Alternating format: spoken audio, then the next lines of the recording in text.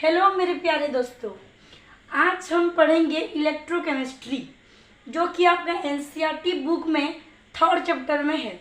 CBSE में ये second chapter है और सीएचएसई में उड़ीसा बोर्ड में ये कितने नंबर पे आता है? इलेक्ट्रोकेमिस्ट्री थर्ड चैप्टर है। तो अब वो जो फर्स्ट चैप्टर था सॉलिड स्टेट वो डिलीट हो चुका है आपका सीबीएसई बोर्ड में, लेकिन हम उड़ीसा बोर्ड में ये सॉलिड स्टेट भी पढ़ते हैं, वो भी पढ़ेंगे बच्चों। पहले हम इलेक्ट्रोकेमिस्ट्री आज स्टार्ट करेंगे जो कि एक मोस्ट डिमांडेबल टॉपिक है, एक डिमांडेबल चैप्टर है, हो गया ना। ये किसके अंडर आता है? फिजिकल केमिस्ट्री के अंडर आता है। और चलो स्टार्ट करते हैं। तो क्या है? चैप्टर का नाम है इलेक्ट्रोकेमिस्ट्री। तो आप लोग जब भी ये सब सुनते हैं तो आपके मन में ज़रूर क्वेश्चन उठता होगा कि आखिर ये इलेक्ट्रोकेमिस्ट्री है क्या चीज़। तो उसी के साथ हम स्टार्ट करेंगे। व्हाट इज इलेक्ट्रोकेमिस्ट्री, वही से हम स्टार्ट करेंगे। तो बच्चों ये क्या है? The branch of chemistry which deals with inter conversion of energy, that is chemical energy to electrical energy and vice versa. ये वाइस वर्सा का मतलब क्या था बच्चों? वाइस वर्सा का मतलब होता है electrical energy to chemical energy and chemical energy to electrical energy, यही होता है बच्चों। ये क्या है? The branch of chemistry. ये केमिस्ट्री का क्या है? एक ब्रांच है जो किसके साथ डील्स करता है। क्या होता है उसमें? इंटर कन्वर्सन होता है। इंटर कन्वर्सन मतलब बदलता है, कन्वर्ट होता है। क्या? एनर्जी का कन्वर्सन। और एनर्जी हम कितने फॉर्म में देखते हैं? इलेक्ट्रिकल एनर्जी एक जानते हैं, केमिकल एनर्जी एक जानते हैं। तो जिसमें क्या होता है इलेक्ट्रोकेमिस्ट्री के अंदर, इलेक्ट्रिकल एनर्जी किस में कन्वर्ट होता है? केमिकल एनर्जी में। और केमिकल एनर्जी किस में कन्वर्ट होता है? इलेक्ट्रिकल एनर्जी में। तो समझ चुके हो क्या होता है इलेक्ट्रोकेमिस्ट्री में। और ये जो इंटर कन्वर्सन होता है ना बच्चों, ये इंटर कन्वर्सन कहाँ होता है जानते हो? ये होता है सेल में। क्या? सेल में। वो देखो एक सेल का डायग्राम भी है और उसी सेल को हम आज यहाँ पे पढ़ने वाले हैं। इलेक्ट्रोकेमिस्ट्री के अंदर सेल को ही हम पढ़ते हैं। सेल के अंदर क्या होता है वो चीज़ हम पढ़ते हैं। तो सबसे पहले हम क्या देखेंगे? सेल कितने प्रकार के होते हैं, सेल कितने टाइप के होते हैं।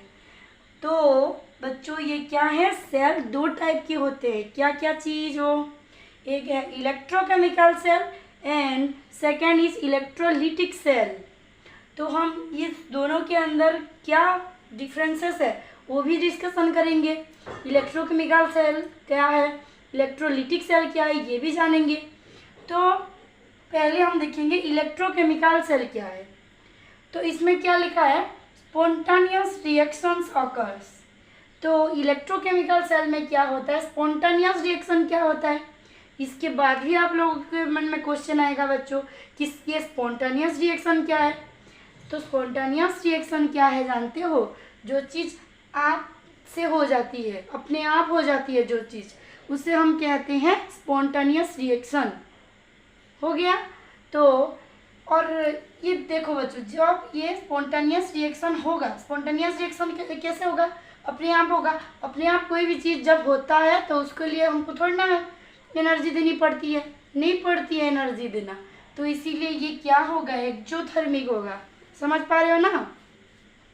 और जब हमको एनर्जी देने नहीं पड़ती है, देना नहीं पड़ता है, उसको हम कहते हैं एक्सोथर्मिक। जब हमको देना पड़ता है एनर्जी, किसी भी चीज़ को देना पड़ता है, उसको कहते हैं एंडोथर्मिक।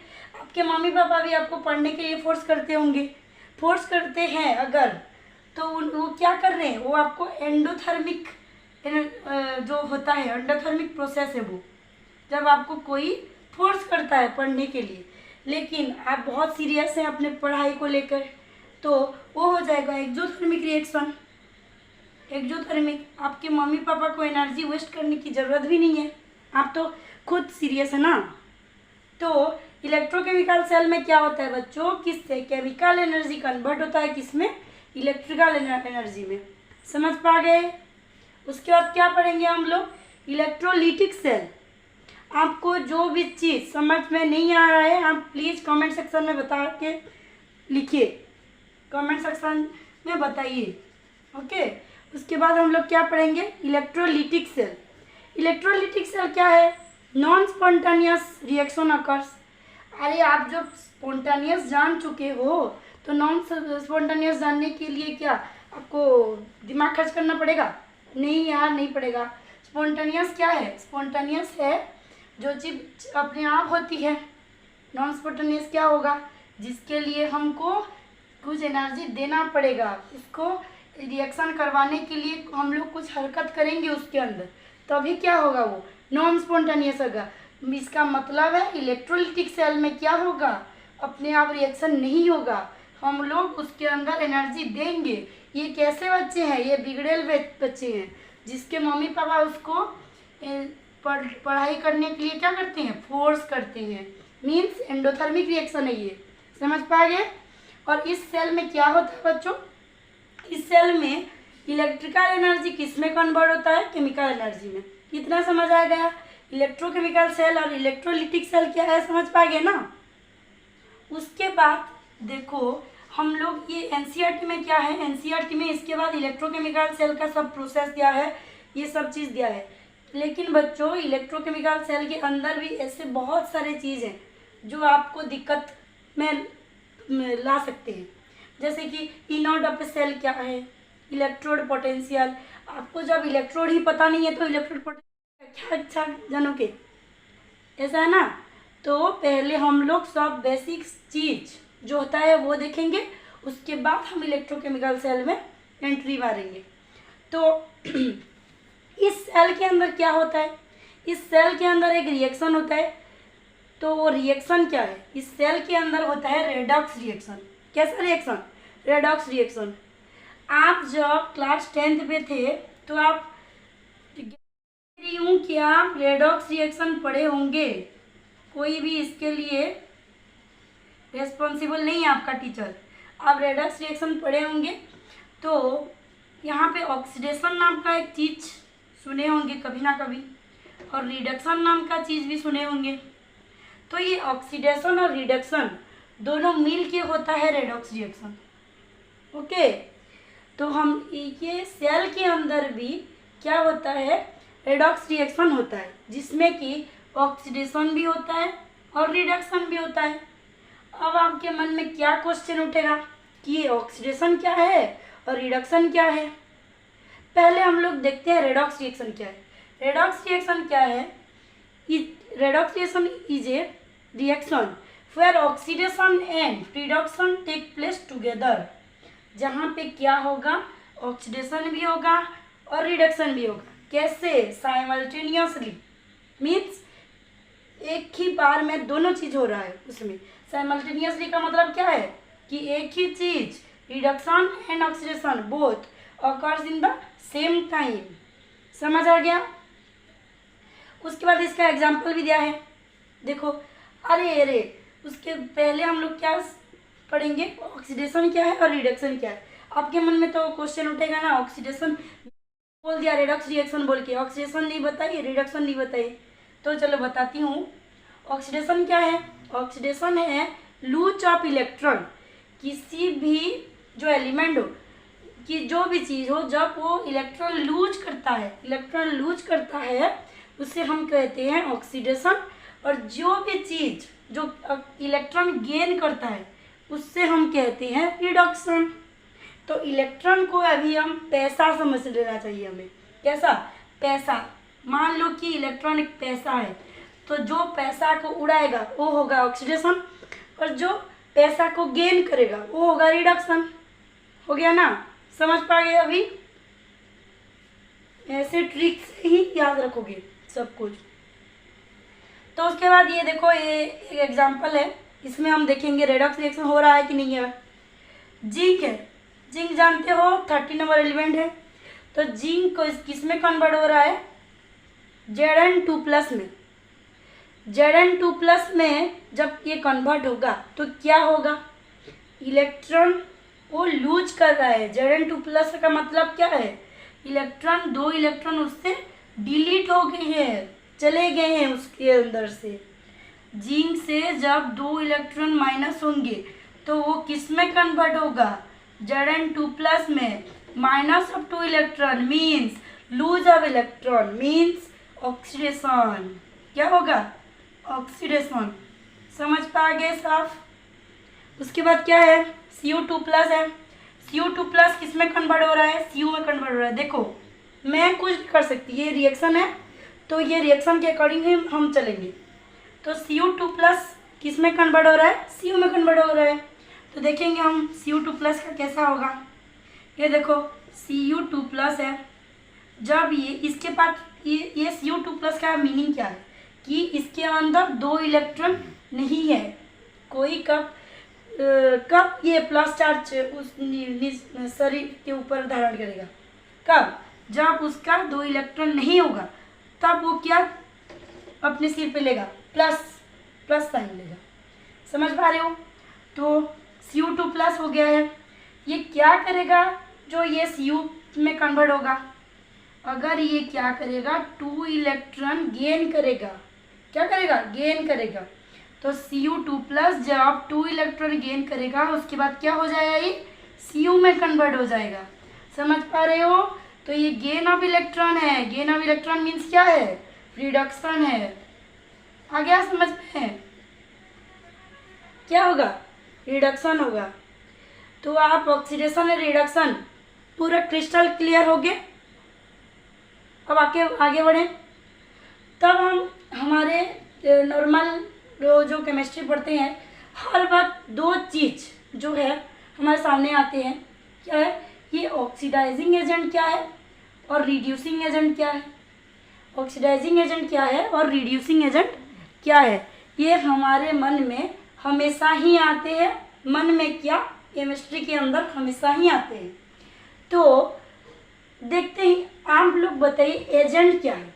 एजेंट मतलब जो आदमी, देखो यहाँ पे लिखा है, कोई ऐसा आदमी जो मेरा काम करवाए, उसे हम क्या कहते हैं? एजेंट कहते हैं।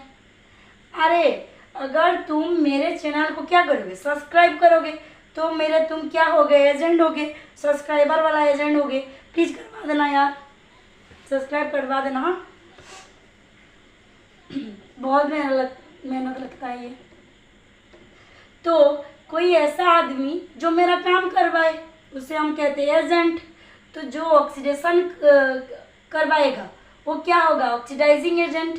जो रिडक्शन करवाएगा वो क्या होगा? Reducing agent. तो ऑक्सीडाइजिंग एजेंट क्या है बच्चों? कि दे ऑक्सीडाइज अदर स्पेसीज। जान पा रहे हो? दे ऑक्सीडाइजर्स अदर स्पेसीज।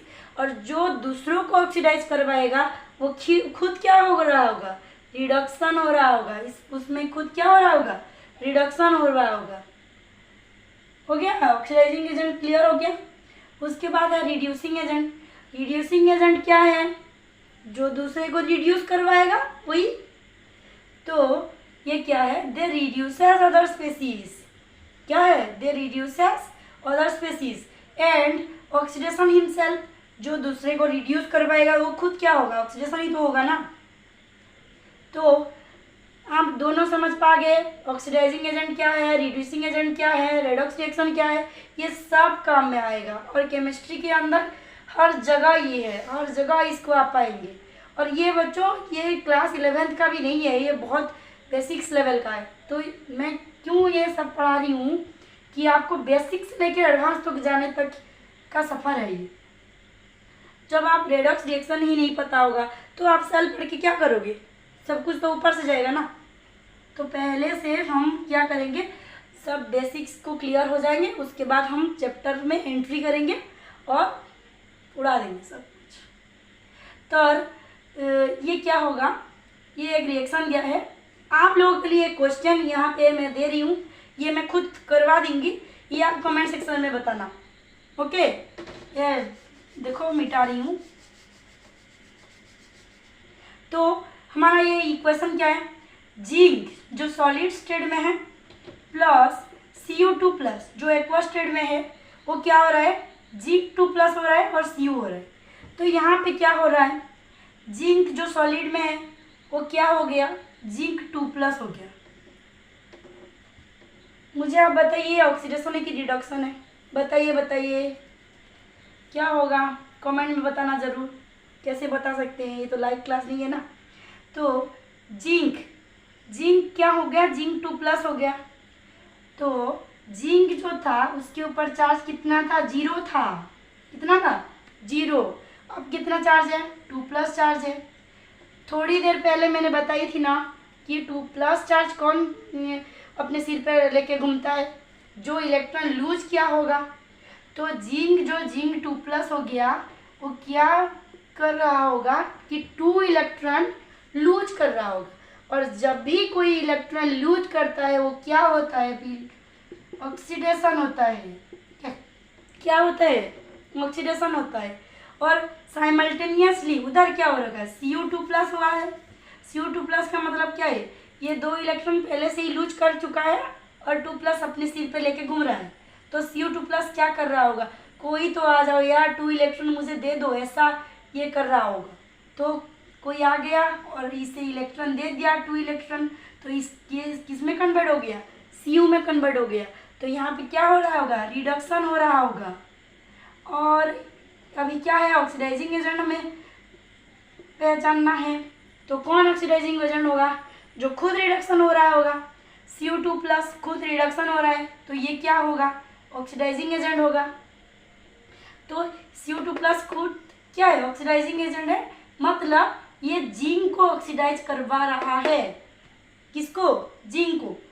वैसे ही रिड्यूसिंग एजेंट में क्या हो रहा है, देखो जो ऑक्सीडेशन खुद होगा, कौन ऑक्सीडेशन खुद हो रहा है, जिंक हो रहा है। तो जिंक हो जाएगा हमारा क्या, रिड्यूसिंग एजेंट। तो ये Cu2+ को क्या करवा रहा है, रिडक्शन करवा रहा है। तो आज के लिए हम इतने ही पढ़ते हैं। उसके बाद हम इलेक्ट्रोड पढ़ेंगे, कैथोड, एनोड, ये सब हम पढ़ेंगे। कि इलेक्ट्रोड पोटेंशियल पढ़ेंगे, बहुत कुछ है, बहुत कुछ इसके अंदर। तो हम लोग सब बेसिक से लेके जाएंगे, जो कि आप समझना चाहिए ना। कोई भी चीज़ आप अगर पढ़ देंगे तो कुछ नहीं होगा, सब ऊपर से जाएगा। लेकिन आप बेसिक से सब समझिए, है ना। तो ये आपके लिए होमवर्क है। Zinc plus CuSO four aqueous, zinc solid में है, give rise to ZnSO four plus Cu। इसका आपको बताना है ऑक्सीडाइजिंग एजेंट एंड क्या, रिड्यूसिंग एजेंट। ये आपको कमेंट सेक्शन में बताना है। और जो भी चीज़ आपको समझ में नहीं आया वो भी बताना है, मैं सबका डाउट क्लियर करूँगी। Thank you all.